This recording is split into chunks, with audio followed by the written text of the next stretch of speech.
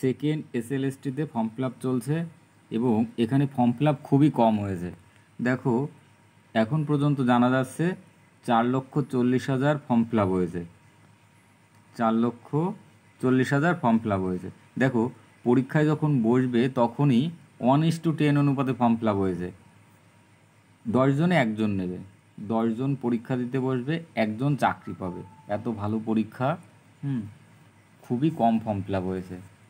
এবং দেখো, এখানে জেনারেলের 2,70,000 মতো ফর্ম ফিল আপ হয়েছে এবং এসসিদের 1 লক্ষ মতো ফর্ম ফিল আপ হয়েছে, এসটিদের 50,000 মতো এবং অন্যান্য বিষয় নিয়ে 30,000 মতো ফর্ম ফিল আপ হয়েছে।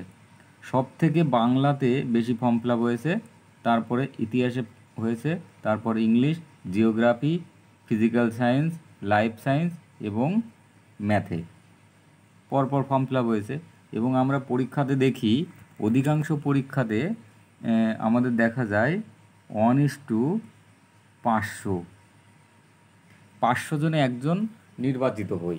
এবার সেখানে দেখা যায় যে যেটাই আমাদের অন্যান্য ভাইবার জন্য ডাকে এবং দৌড়ানোর জন্য ডাকে, সাইকোর জন্য ডাকে, সেই কয়েকজন ব্যক্তি পরীক্ষা দেওয়ার সুযোগ পাচ্ছে।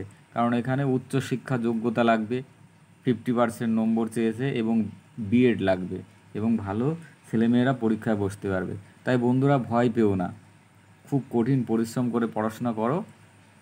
এই সেকেন্ড এসএলএসটি পরীক্ষাতে চাকরি পাওয়াটা কিন্তু খুবই সহজ হয়ে দাঁড়াবে, কারণ হাতে খুবই কম সময়। মিলিয়ে রেখো বন্ধুরা, আশা করা যায় সেপ্টেম্বরে কিন্তু পরীক্ষা হবে, কারণ সুপ্রিম কোর্টের অর্ডার 31শে ডিসেম্বরের ভেতরে কিন্তু নিয়োগ করতে হবে।